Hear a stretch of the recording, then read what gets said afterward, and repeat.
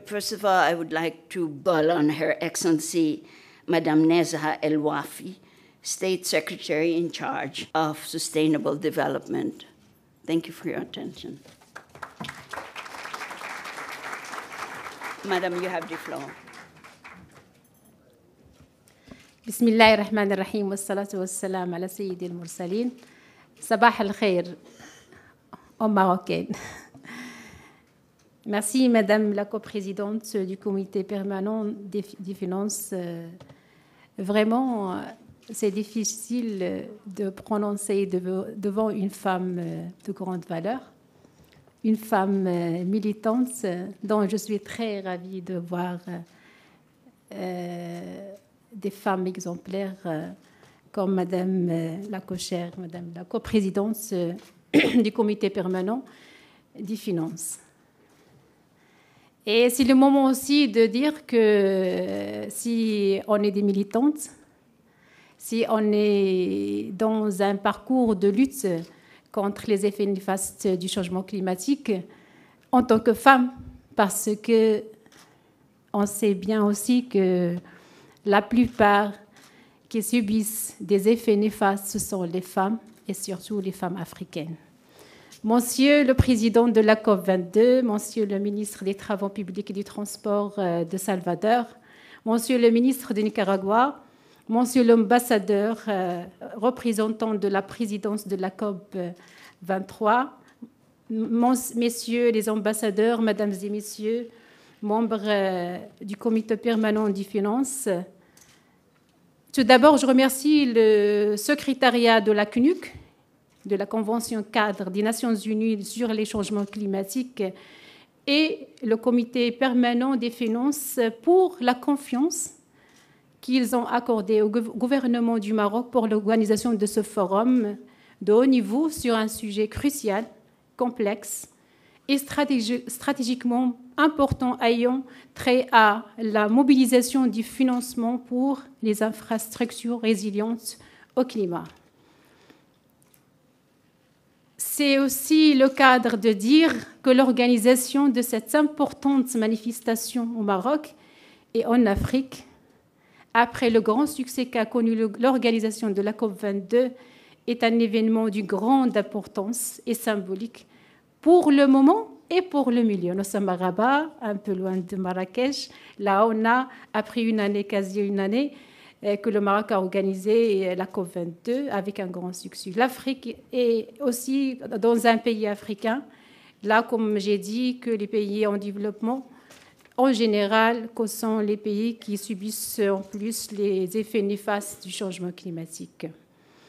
C'est l'occasion aussi pour moi de saluer l'engagement et le rôle primordial du comité permanent des finances qui contribue à l'amélioration de la cohérence et de la coordination du financement de lutte contre le changement climatique, la rationalisation du mécanisme financier, la mobilisation de ressources financières et le renforcement du système de mesure, de reporting et de vérification, et de soutien aux pays en développement. Sans vouloir en rien préempter sur les discussions, espérons riches et fertiles, qui auront lieu hors des travaux de ce forum, j'aimerais partager brièvement, avec un grand et immense plaisir, avec vous quelques faits et propositions.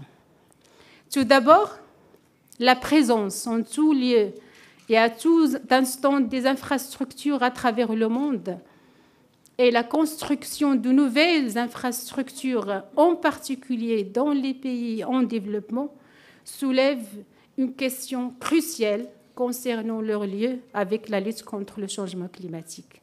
À cet égard, les infrastructures sont regroupées en deux catégories.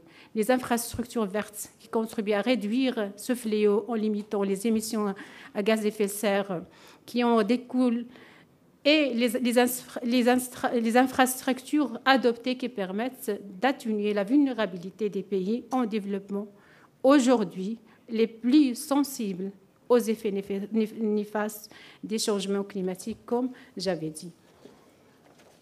Les investissements dans les infrastructures vertes et adoptées et adaptées viennent en complément des ressources actuelles dédiées aux pays en développement, souvent destinées en premier lieu au développement et généralement insuffisantes pour intégrer les surcoûts liés à l'utilisation de technologies sobres en carbone et les coûts additionnels de l'adaptation.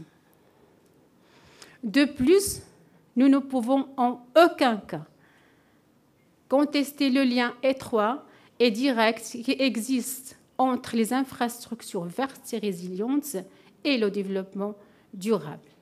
La mise en place d'une infrastructure de qualité fiable, durable et résiliente ne peut que favoriser le développement durable, le développement économique et le bien-être humain, comme a bien illustré ma chère la coprésidente du comité permanent. Le besoin de faire face au changement climatique constitue, chers membres, également une opportunité pour avoir un développement marqué par des infrastructures qui résistent au climat et faibles émissions de carbone stimulent la transformation économique à la croissance et réduisent la pauvreté. Chers membres, mesdames et messieurs, la construction d'infrastructures vertes et adaptées est intrinsèquement liée aux politiques publiques en vigueur.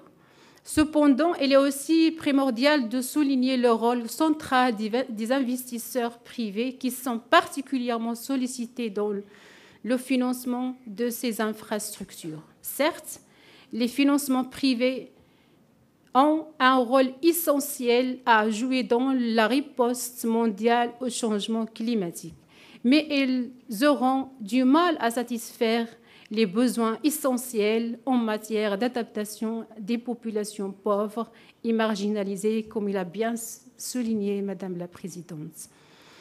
Aussi, il privilège très largement l'atténuation plutôt que l'adaptation et il se focalise aussi sur les pays en développement les plus riches plutôt que les moins avancés. Chères femmes et chers messieurs, nous sommes conscients des contraintes et problèmes qui entravent l'investissement dans les infrastructures vertes et résilientes au changement climatique, à savoir l'insuffisance du cadre juridique et institutionnel, les lacunes sur le plan des connaissances, l'incapacité à évaluer les risques liés au changement climatique et à les intégrer dans la prise de décision d'investissement ou de financement, et l'accès insuffisant au financement et les incertitudes quant à la rentabilité des investissements et l'aversion au risque.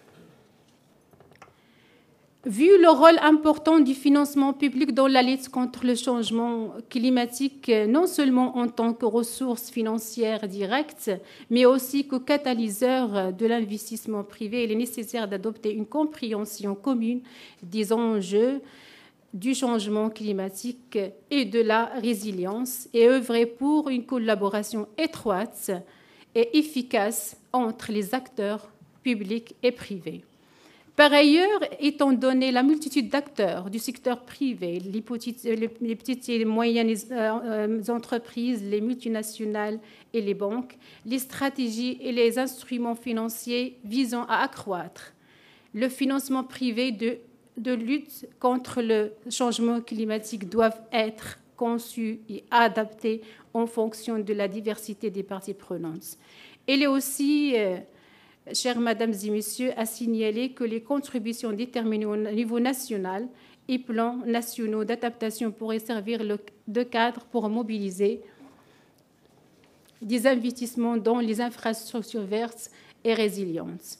Avant de conclure, je voudrais passer brièvement en revue les efforts déployés par le Royaume du Maroc ayant trait au financement et lutte contre le changement climatique.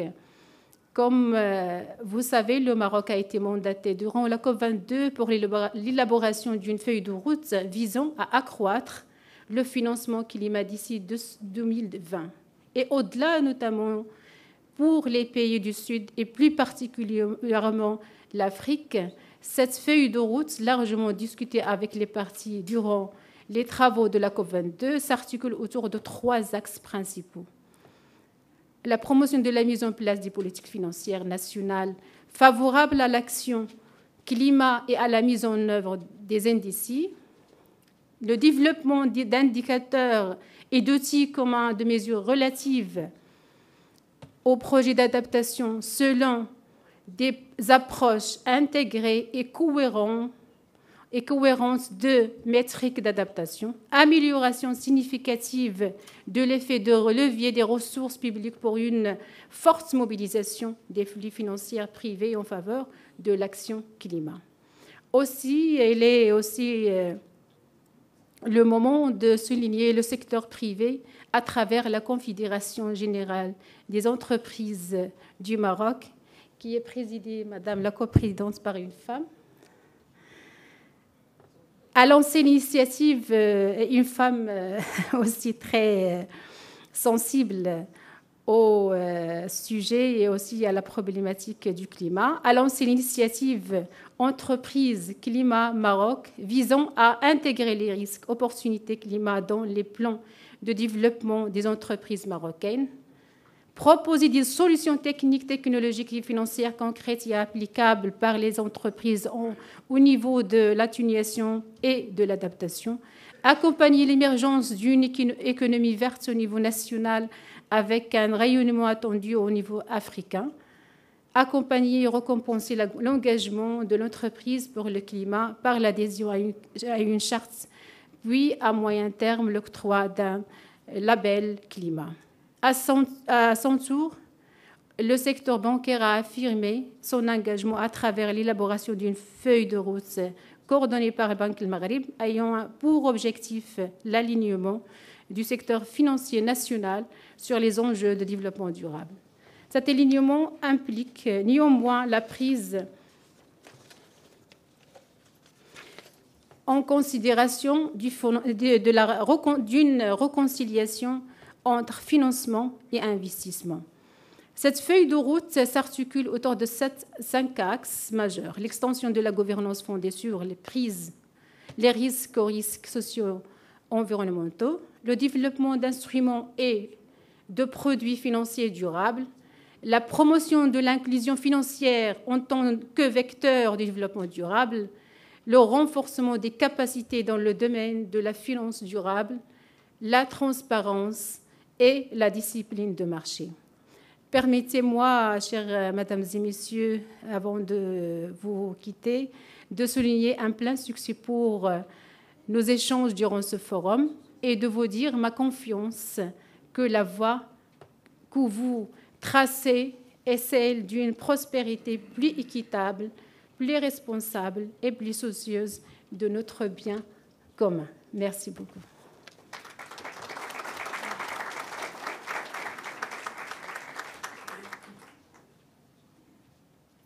Thank you very much, Madam, for the very comprehensive, truly inspiring, and I think you went immediately into the heart of this forum. Thank you, and of course, women have always taken care of finance, even in their families.